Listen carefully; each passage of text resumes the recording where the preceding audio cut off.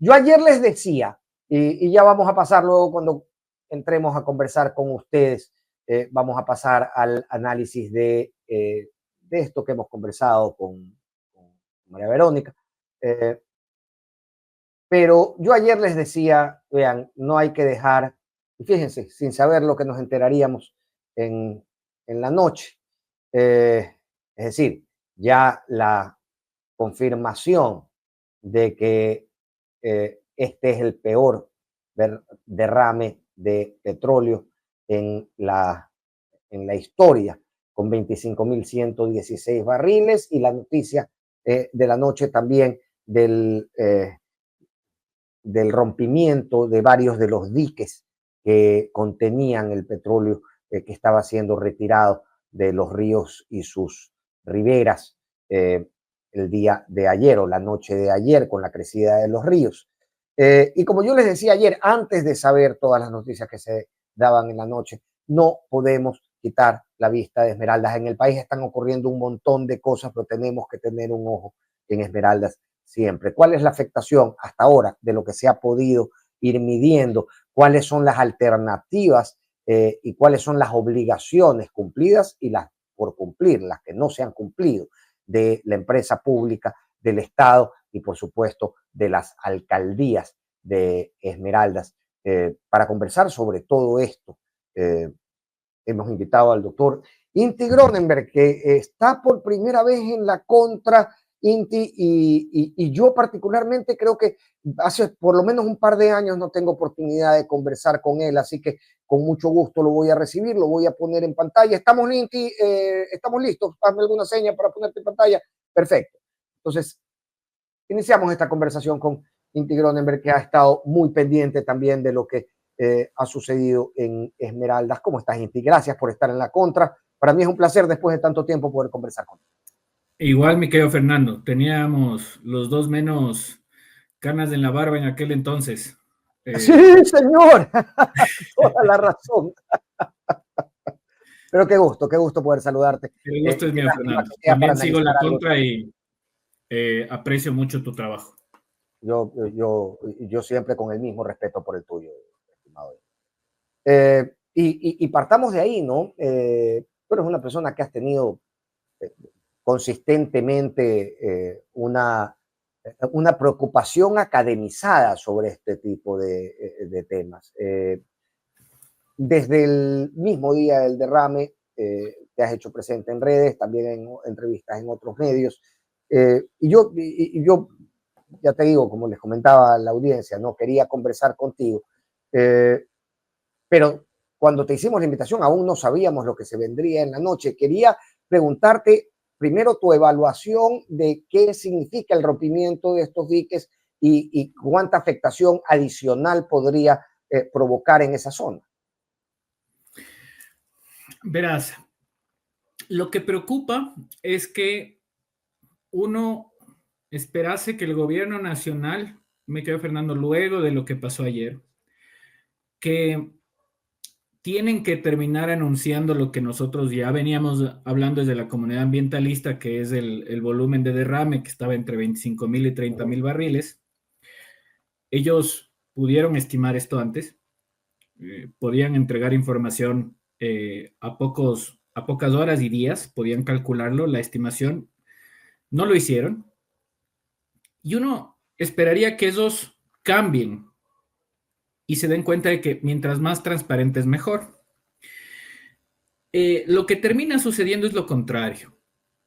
Si bien es cierto, se da la información de la rotura de uno de los diques, para que tengamos una idea súper didáctica, cuando tienes un derrame de petróleo, la primera fase es contener. La mayoría de la película de petróleo se mantiene en la superficie, se esparce. Tú lo que haces es, dique es literal, con retroexcavadora le haces un muro. Y en la gran mayoría que está aguas abajo, colocas flotadores. Entonces tú vas colocando flotadores, están conectados a los lados y va reteniendo ese material, ¿no? Y la magnitud, el tamaño del dique y la cantidad de sistemas de flotación que pongas para retener depende de la magnitud del problema. ayer anuncian que se rompe el dique. Entonces sale justamente porque hubo una lluvia fuerte, te viene palizada, te vienen otros elementos, la velocidad del río aumenta, entonces rompe el dique, rompe las barreras flotantes, ¿no? En la mañana, la ministra de Energía dice, pone un tuit diciendo todo bajo control. Y te pone una imagen en esmeraldas del amanecer. Entonces, ¿cómo pueden decir que todo está bajo control? Sí, los que entendemos desde el área técnica el problema que se da cuando hay contaminación en ríos, en este caso por químicos, por el crudo, sabemos que las barreras, primero, muchas de ellas se abrieron. Segundo, las barreras que están poniendo ahorita en alta mar, por el flujo que se da, no te van a captar más del 30%. Entonces, 70% se va a desparramar. Así tú pongas barreras de contención. Entonces, no está controlado. Oye, y esto, no es... discúlpame hacer el paréntesis, Inti, pero estos 33.000 barriles, si no me equivoco, si no estoy mal en la cifra, que se han recuperado con agua, que dice la ministra, ya fueron retirados de los ríos y de las riberas. Es decir, el rompimiento de este dique de anoche no lleva consigo sino el remanente de aquello que ya se había retirado. ¿Debería entenderlo así? Es correcto. Y mira, el problema es el siguiente.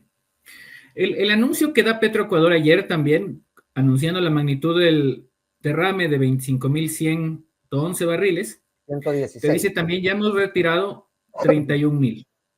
Y esos 31.000 están mezclados. Es agua y crudo. Entonces, si quisieran ser transparentes, deberían decir cuál es el porcentaje.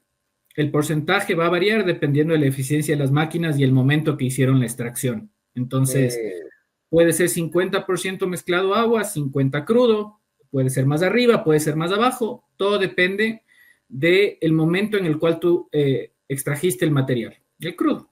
Entonces, tampoco sabemos de eso. Entonces, no sabemos cuánto falta por extraer de esos 25.100 barriles. Y todo eso, el día de ayer, se fue. O sea, a la final lo que terminó pasando es que se te va el dique, se te van las barreras flotantes, llegó a alta mar. En alta mar ponen justamente estas barreras que te comento, que su eficiencia por el momento en el que se encuentra, porque hay un flujo más mayor, porque es palizaje, tienes un sinnúmero, tienes sedimentos. Entonces el petróleo incluso en esas condiciones ya no se queda cerca de la superficie, sino un poquito, baja un poco, ¿no? Entonces se pasa, pues. Entonces lo que ellos llaman todo bien, en realidad es que la lluvia, la mayor probabilidad es que haya enviado todo hacia el mar. Entonces, esto luego te regresa con contracorriente hacia la costa del Ecuador, Esmeraldas primero, se puede ir otra parte hacia Colombia y otra parte va a terminar en Galápagos. Entonces, la duda, me quedo Fernando, es, siguen poniendo información sobre que se han equivocado tanto en el tema desde, no han sabido ser claros incluso en decir cuándo inició la hora de la rotura, cuándo se cerraron las válvulas, cuál era el volumen, qué acciones de contención han tomado, si se ha logrado contener qué cantidad, lo que no se contuvo, qué pasó. Ninguna de esta información ha sido clara y seguimos con un discurso en el cual todo bien. Entonces, mientras un derrame de estas características es el top 1 de este siglo para este país, el derrame de mayor importancia en este siglo del Ecuador, afectando a 500.000 de personas y no tenemos certeza de que estén tomando soluciones técnicas que permitan mitigar los efectos en el mayor tiempo posible. Entonces, esto es una irresponsabilidad, Fernando. No hay cómo decirlo de otra forma. Es irresponsable cómo este gobierno ha manejado el problema del derrame.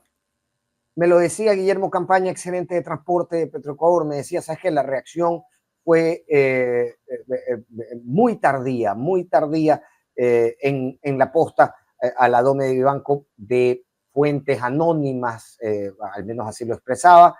Le escuché decir que incluso se había aumentado la presión al detectar que no estaba llegando a la siguiente estación con la misma presión, se había aumentado la presión, agravando la situación. Pero a mí me quedan muchas dudas sobre cómo debería haberse reaccionado INTI. Por ejemplo, ahora que te escuchaba hablar de los diques, yo pensaba, a ver, acá hay varias afectaciones. La primera, tú tienes riberas de 4 ríos afectados. ¿Dónde se ponen los diques? Porque si tú lo pones en la desembocadura donde se juntan los 4 ríos para ir al mar, pues ya afectaste las riberas de los 4 ríos. Deberías ponerlo aguas arriba. ¿Dónde están ubicados esos diques? ¿Tienen una razón técnica las ubicaciones donde se colocan? ¿En qué tiempo tienen que colocarse? Y claro, más allá de lo que logremos recuperar del agua, también habría que recuperar las riberas y las zonas de manglar que son la fuente de subsistencia de estas poblaciones. ¿Qué sabes en cuanto a eso, en cuanto a la reacción y cómo o con qué efectos hasta ahora se pueden medir? A ver, verás, lo importante ahí me quedó, Fernando, es por eso la insistencia desde hace ya varios días, apenas 13 días después del derrame dan el volumen, era esa, que tienen que darnos la información real del tamaño del derrame, porque eso te determina todo. Eso te determina, bueno, el tiempo de respuesta, mientras más corto mejor, por supuesto. Tú tienes la primera fase que es la contención. La contención significa poner barreras y en ciertos casos diques, que como te digo es literal cavar para que tratar de contener el agua. Luego tú vas poniendo barreras flotantes y la idea es, mientras más rápido actúas, menos permites que haya, que se esparza el crudo, ¿no? Que siga viajando aguas abajo. Entonces, dependiendo del volumen, tú puedes, y el tiempo de respuesta, tú puedes actuar y contener en una cierta área. Entonces, lo ideal es que tú logres contener y que no llegue a las desembocaduras cuando es un caso en un río, porque una vez que llega a la desembocadura, la salida de mar, sale al océano y te genera aún más complicaciones. Es mucho más difícil recuperar una vez que ya te llega hacia el océano. Entonces, el tiempo y el volumen te determina cuántas barreras colocas, si puedes colocar un dique, y mientras más cerca estés del punto de rotura, mejor, porque justamente logras contener en un área menor. Lo que sucedió en el caso de este derrame, el más grande de este siglo acá en el Ecuador, y hay que decirlo así, te afecta 3 ríos, el Caple, el Biche y el Esmeraldas. Tienen en conjunto una longitud entre 80 a 100 kilómetros. Entonces tienes 100 kilómetros más o menos de un área contaminada, que llegó a tener una capa de petróleo en la parte superior y que te llegó también a tener afectación en los laterales del río. Los laterales, la tierra del río, ¿no? Entonces, toda la parte superior lo que hace es, va reduciendo el nivel de oxígeno de forma drástica y por eso investigadores de la Universidad Católica Esmeraldas te dicen, los 2 ríos del Biche y el Caple están muertos. Porque se reduce el nivel de oxígeno y toda la vida que existía en estos ríos desaparece. Se puede regenerar, pero eso va a tomar tiempo. Luego tienes el problema de afectación en las riberas. El suelo que se mancha con el crudo ya no puede ser utilizado. Hay que extraer. Entonces hay que hacer todo ese trabajo. Y adicionalmente viene todo el efecto ya de remediación, que tienes que trabajar hasta con cepillos limpiando las plantas para tratar de recuperar la mayor cantidad posible. Pero frente a eso, que sería un plan, que debería existir un plan de contingencia inicial de Petroecuador, luego con otros, pueden trabajar con empresas especializadas. ¿Qué certeza tenemos de que se han hecho las cosas de forma adecuada? Si incluso el día de hoy, el único anuncio que tenemos es todo bien, todo está bien, cuando no es cierto, no están bien las cosas. El problema no se está manejando de forma técnica, al menos lo que se ve y comunican hacia afuera. Tenemos autoridades que se contradicen incluso en causa raíz. se contradicen en volúmenes, se contradicen en el tiempo inicial, se contradicen en todo, entre ellos, mi estimado Fernando. Ese es el problema. Entonces, como sociedad, nosotros no podemos quedarnos quietos y acostumbrarnos a que ahora llega un punto en el cual existen roturas de oleoductos, problemas en el sistema petrolero, sistema energético totalmente con problemas, no se ha dado la inversión suficiente. Y ahora esto es la nueva normalidad, que nos fallan hidroeléctricas, se rompen oleoductos, se afecta a decenas de miles de personas y no hay cómo decir nada, hay que acostumbrarnos. La gente en Esmeraldas tendrá que vivir años afectada su calidad de vida para siempre si no hacen una buena regeneración del río. Entonces, ¿a dónde nos están llevando como sociedad esta lógica de que porque no invierten en la infraestructura pública de este país, porque eso es lo que está pasando, a la final tenemos cada vez eventos más frecuentes que dañan la calidad de vida de la gente? Ahora, ¿por qué? Digamos, Guillermo Campaña me decía, mira, al menos desde mi experticia descarto por completo la idea de este sabotaje. Pero bien decías, ¿no? Entre la empresa pública o las declaraciones de Roberto Concha y las del día siguiente, en las que la ministra presentaba el sabotaje, hay un cortocircuito entre los 3.800 barriles que decía la ministra que se habían derramado en la entrevista con Lenín Artieda y los que la empresa pública dice que son 25.116. Hay una distancia también oceánica. ¿Por qué en este cruce de cifras no tenemos una sola versión desde el gobierno? ¿Por qué la empresa técnica del gobierno no asume una vocería y lo asume el mando civil con estas implicaciones y estos errores que ya hemos visto y que, como bien decía, son muy difíciles de comprarse desde la ciudadanía? Y no debemos comprarlos, porque tratan a punta de narrativas de esconder realidades que son técnicas, y acá en este país no sé en qué quieren que terminemos, o sea, aceptando la destrucción de la vida de decenas de miles de personas que antes tenían acceso a agua de calidad y ahora no lo tienen producto de los derrames. Entonces, y las narrativas, incluso las declaraciones, mi estimado Fernando, son supremamente importantes, porque cuando tú hablas de derrames, existen seguros que tienen Petroecuador, las instituciones del Estado, en donde si ellos manejan un discurso como hablar de sabotaje, que eso es el ministro, ese es, perdón, el relato que asume el Ministerio de Energía con su ministra. Petroecuador el mismo día mantuvo el tema de deslizamiento. La Secretaría de Riesgos ha mantenido en sus informes el tema de deslizamiento. ¿Por qué? Porque la póliza que tiene justamente para cubrir el tema de todos los costos de lo que hemos hablado, más del tema de compensación a las comunidades, no te cubre pues sabotaje. Está clarito ahí. Entonces, si es que cuando van a hacer una declaración, tienen que pensar muy bien las consecuencias que van a generar, más allá del tema de una pelea política. Lo técnico no se debe mezclar con lo político, porque esa declaración en sí misma puede generar millones de dólares de afectación a este país, porque el seguro, ahora no se sabe cómo estarán esas conversaciones, pero podrá aducir y decir, pero si ustedes están diciendo que esto fue sabotaje y el sabotaje no te lo cubro, ¿y quién va a cubrir todos los gastos? Entonces, hasta en eso están haciendo las cosas de forma incorrecta. ¿Por qué cada autoridad tiene un discurso diferente? Mi estimado Fernando, escapa mi capacidad de entendimiento.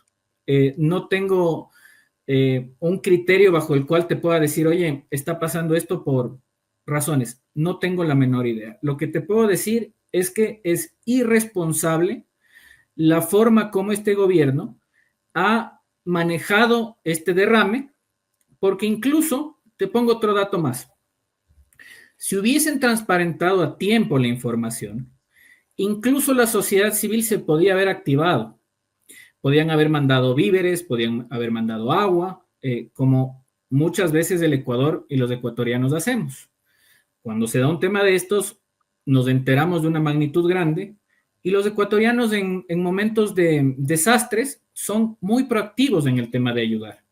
Pero esto ni siquiera se ha logrado activar a la magnitud que debiese porque no hay información y siguen bajo la misma lógica y tienen la capacidad, porque esto ya es declarado, de mentirnos en la cara.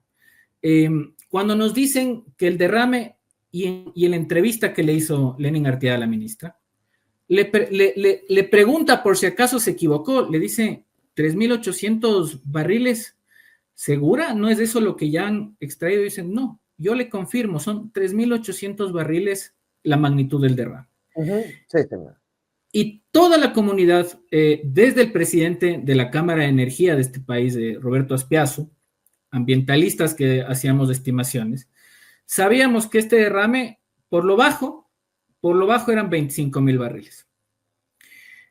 Y luego, y lo peor es que, ojo, ya tenía la información. Es una distancia demasiado grande para que se resuma en una imprecisión técnica. Esto, digamos, al menos desde mi perspectiva, es tan distante el número que da la ministra con el valor real del volumen de petróleo derramado que uno percibe como claro, uno lo percibe como un comentario con una intencionalidad, si se puede, política, ¿no? Porque desde lo técnico tú no te explicas esa diferencia. Y déjame darte un dato más.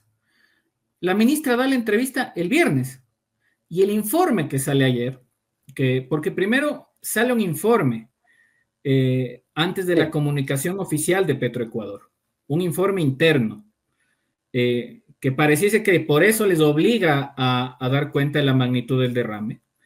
Ese informe tiene fecha el 20 de marzo y la ministra da la entrevista el 21. Un día después. Lago 20 de marzo, sí. Diferencia de volúmenes, 30.000, 25.116,95 barriles. Volumen recuperado por determinar. Eso es lo que dice el informe. Y eso sale el jueves. Y un día después da la ministra la entrevista con Lenin Artieda. Entonces, por supuesto que llama la atención.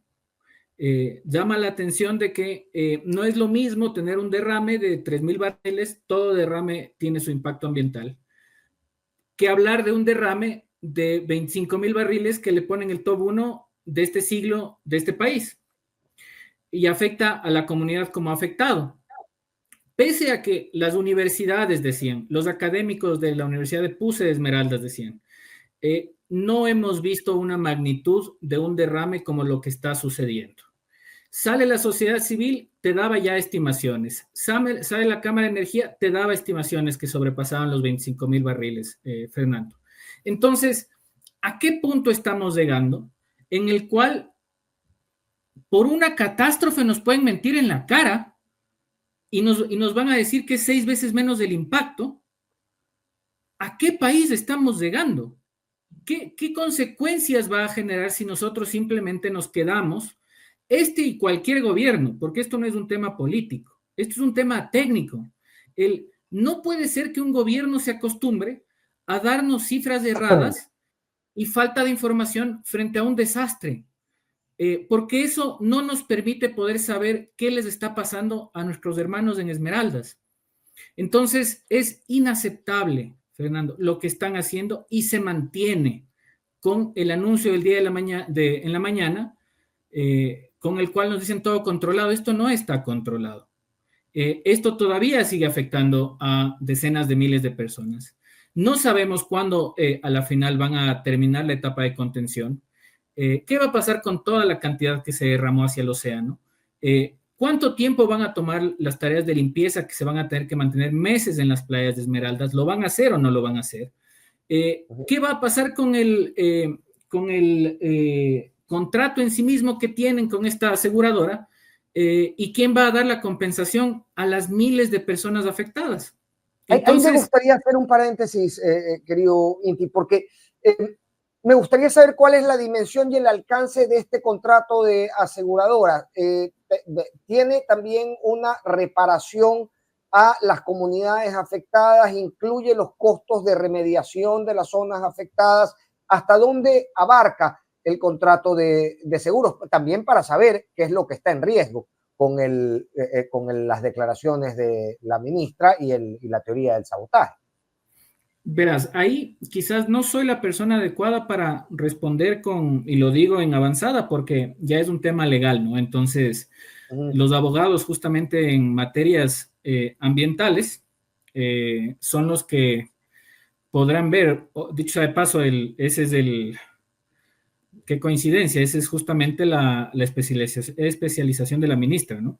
Entonces, llama la atención que se dé ahora que acabo de conectar dos cosas mientras estoy hablando contigo, Fernando. Pero justamente quienes se dan, tienen que revisar son personas en el derecho en especialidad ambiental.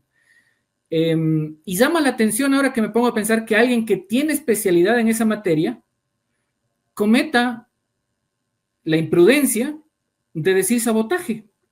Porque justamente lo que yo he leído del documento y puedo entender ya desde el criterio técnico ambiental, es que todo lo que es reparación del oleoducto te cubre, todo lo que son actividades de mitigación te cubre, todo lo que es contención y temas relacionados al medio ambiente. No estoy seguro si es el tema de compensación hacia las personas. Okay. Creería que sí. Pero llama la atención, oye, ahorita que me haces la pregunta, si esa es la especialidad de la ministra de Energía, ¿cómo comete la imprudencia de decir eso con el tema, sabiendo que puede generar consecuencias legales con el seguro? Llama muchísimo la atención, oye, yo la verdad no entiendo si es que pudiesen existir intereses extraños en todo lo que está pasando. No puedo afirmar, pero me quedo yo mismo pasmado pensando en esa posibilidad. Y es una idea que a uno lo invade cuando mira todos estos elementos. Digamos, estamos en Ecuador, esa idea nos invade, se nos atraviesa por la cabeza. Máxime, si como me dices, con la cereza de que la ministra que hace esta acusación debería tener muy claro cuál es el esquema de protección vía contratos de seguros que se tiene y cuáles son las limitantes a esos contratos.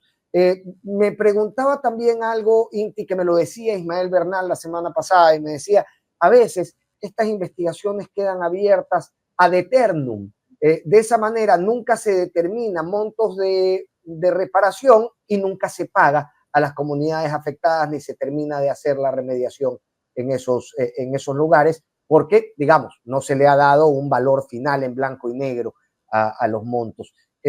¿Podría suceder algo similar en este caso? Sí, viendo el histórico, por supuesto que sí, Fernando, porque justo lo que te comentan, ha habido más o menos 59 derrames en la historia del SOTE, o sea, propiamente de este sistema. Pongamos más o menos, si la memoria no me falla, 27 por causas similares que son deslizamientos. Y cuando se ha dado en otros lugares del país también, ese es el problema, que siempre, por ejemplo, en la Amazonía, que también es frecuente, hasta ahora tenemos el problema de que comunidades se siguen quejando después de años y décadas de derrames que no fueron reparados y remediados de la mejor forma. El tema es que acá tiene ríos que son de uso diario del consumo de miles de personas en Esmeraldas. Entonces, si no haces un proceso de remediación adecuado, dejas una afectación en el corto, mediano y largo plazo. Permíteme darte un ejemplo. Los metales pesados, que el crudo sale también con otros materiales particulados, eso es un ejemplo, los metales pesados se separan del crudo y por densidad se van al fondo. Entonces depende de la velocidad con la cual tú extraigas el crudo para que se minimice justamente ese efecto. Y estas partículas pueden generar afectación a la calidad del agua en los ríos, ya no solo en el corto, sino en el mediano y largo plazo. Claro, si el plomo se filtra hacia mi agua, pues estoy tomando agua con plomo, por poner plomo como un ejemplo, ¿no? Se hace y eso no solamente que la consumas, si la usas para la agricultura, puede generar afectaciones a los productos. Si la usas para la ganadería, puede generar afectaciones a tu ganado. Entonces, ese es el problema de lo que estamos viviendo, de la magnitud de cómo puede afectar esto a miles de personas si es que no se transparenta y se hace las cosas de forma adecuada. Y lo que estamos viendo, el gobierno nacional está manejando este desastre de forma irresponsable y por eso, viendo el histórico de lo que ha sucedido, unos derrames mejor remediados que otros, esto probablemente vaya hacia la media hacia abajo, donde son los peores casos, ¿no? Entonces, gravísimo, gravísimo lo que está sucediendo y el llamado es a que no nos acostumbremos a este tipo de cosas, Fernando. No puede ser que en este país cada vez ahora las nuevas normalidades y con esto de que venden humo por cualquier cosa, ahora ya es normal que se rompan los sistemas de oleoductos. Cuando es al revés, no deberían romperse. Si se invertiría lo correcto en mitigación, en mantenimiento, en optimización de esos sistemas, son bien manejados, las roturas deberían darse solo por temas, pucha, como un terremoto, no por temas de deslizamiento de tierra. El tema es que... El tema es que hemos, o rotura, pero ponte un terremoto, pero no por un tema de que el deslizamiento de tierra te afecte. De hecho, muchas áreas del SOTE se han enterrado justamente para evitar eso. Pero te voy más allá. El SOTE pasa hasta por Quito, pasa por el sur de Quito, pasa por Tumbaco, se encuentra enterrado. ¿Qué pasa? ¿Cuándo fue la última vez que se hizo un análisis del espesor del oleoducto? Porque eso se disminuye con el tiempo. Entonces, estas alertas que estamos viendo pueden derivar en efectos de mayor problema hacia decenas de miles de personas, incluso en zonas urbanas. Porque ese es el efecto de lo que está pasando. No están invirtiendo lo suficiente en la infraestructura pública de este país y la infraestructura no se mantiene sola, se degrada.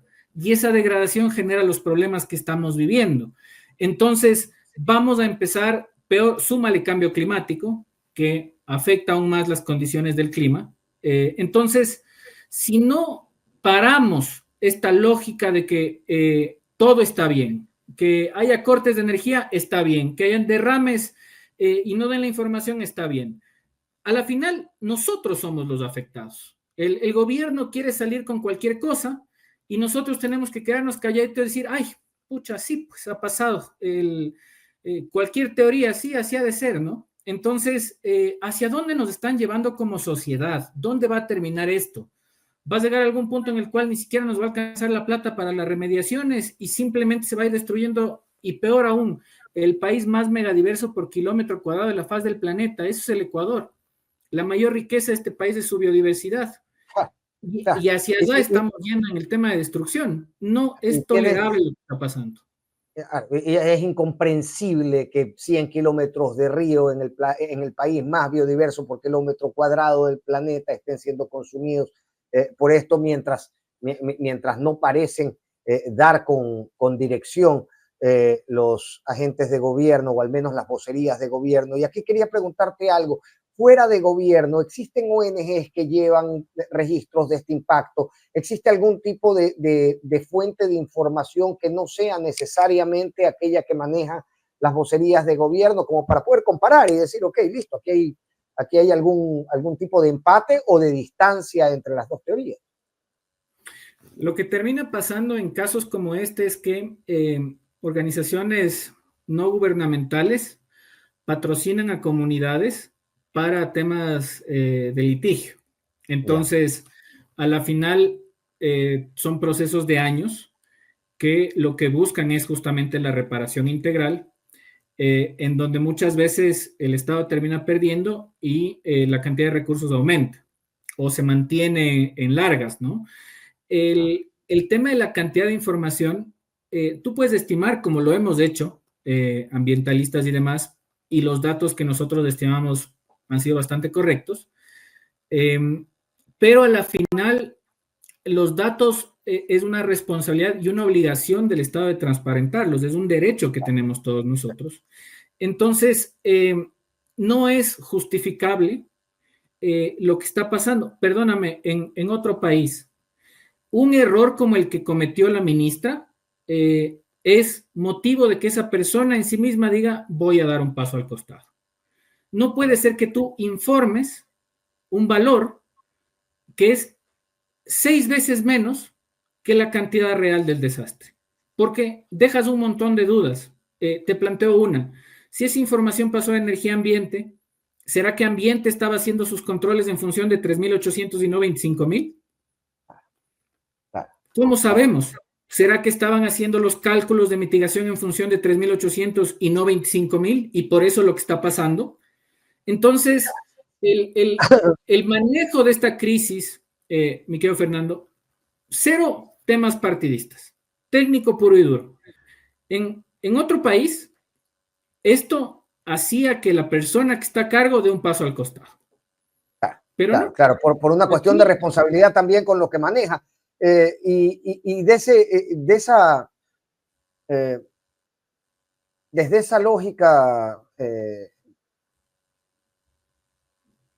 quiere hacer que el espíritu de cuerpo de las autoridades termina por ser superior a la responsabilidad del reconocimiento de errores. Pero acabas de marcar algo importantísimo, y es que probablemente se está calculando el daño en razón de 3.800, pero también tienes que salir a buscar dinero en organismos internacionales para la remediación, y si vas con la teoría de que son 3.800 los barriles, te vas a quedar, como bien decías, 6 veces corto en la cantidad de dinero que puedes levantar para remediación. O sea, es decir, por todos los costados tienes un problema. O no vas a levantar nada, porque no es lo mismo un derrame de 3.800 que uno de 25.000.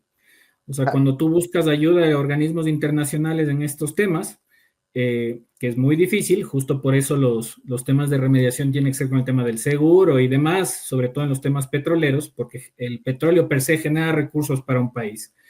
A menos que levantes la mano y digas, tengo una emergencia en la cual necesito ayuda. Todo esto no ha pasado. ¿Con qué información iban a pedir ayuda si ni siquiera transparentaban esa información, Fernando? Entonces, gravísimo lo que está pasando. Gravísimo que pongan prioridad sobre un tema de campaña y los discursos son de campaña y no de enfrentar un desastre de la magnitud de lo que estamos haciendo. Tienen que poner a un lado la campaña y tienen que priorizar el tema del desastre. Es inhumano que que sigan pensando en su campaña mientras estamos con un desastre. Entonces, manejen esto como lo que es, un desastre, y empiecen a comunicar y a transparentar la información acorde. No tengan confundida la información y confundidos entre ellos, simplemente porque estamos en campaña. ¿Qué carajo es la campaña? Estamos con un problema ambiental. Tenemos decenas de miles de personas afectadas. ¿Qué esperan para ponerse a la altura de las circunstancias? Correcto. Oye, para ya no molestarte con robándote más tiempo, querido Inti, marcabas algo antes de despedirme, y agradecido con tu tiempo como estoy. Marcabas algo que es tremendamente preocupante, que es la llegada de la mancha de crudo a Galápagos. ¿Se ha previsto algo para eso? ¿Qué tiempo podría tomar y cuáles son las formas de contenerla, dada la escena terrorífica que a uno se le pinta en la cabeza cuando piensa en una mancha de crudo viajando hacia las Encantadas? Difícil saber el volumen porque no nos han indicado cuánto lograron contener y cuánto ha salido, sobre todo con el evento sumado a lo de ayer, que ayer ya se rompe el dique, se abren las barreras y sale esto al océano, y las barreras de contención en alta mar no son eficientes bajo esas circunstancias. Entonces, difícil poder estimar.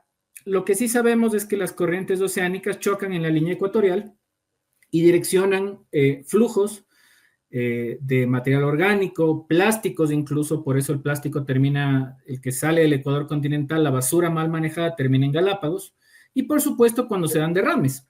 Entonces, no sé qué estrategias estarán tomando para tratar de hacer una trazabilidad de la mancha de existir, porque aparte se empieza también a dispersar. Hay mecanismos, se puede hacer trazabilidad con imágenes satelitales. De esto no se ha escuchado nada por parte de ningún ministerio, de poder tratar de encontrar en dónde se encuentra todo lo que se esparció. Más bien se les ve tratando de medio mostrar que algo están haciendo. Y entendiendo la biodiversidad que existe en este país, deberían justamente estar preocupados de entender también a dónde está dirigiéndose la mancha que salió, estimar cantidades y establecer estrategias. El tema es que eso es costoso, sumamente costoso, pero ¿qué es más costoso? ¿La pérdida de biodiversidad y la afectación que se da hacia todo un país o los recursos que tienen que invertir? Y no me sorprende que si en la primera fase y la segunda las han hecho de forma correcta según estamos viendo por la información que ellos mismos se contradicen, peor aún hablar de una recuperación de crudo en alta mar de las circunstancias que estamos hablando. Claro, claro, claro.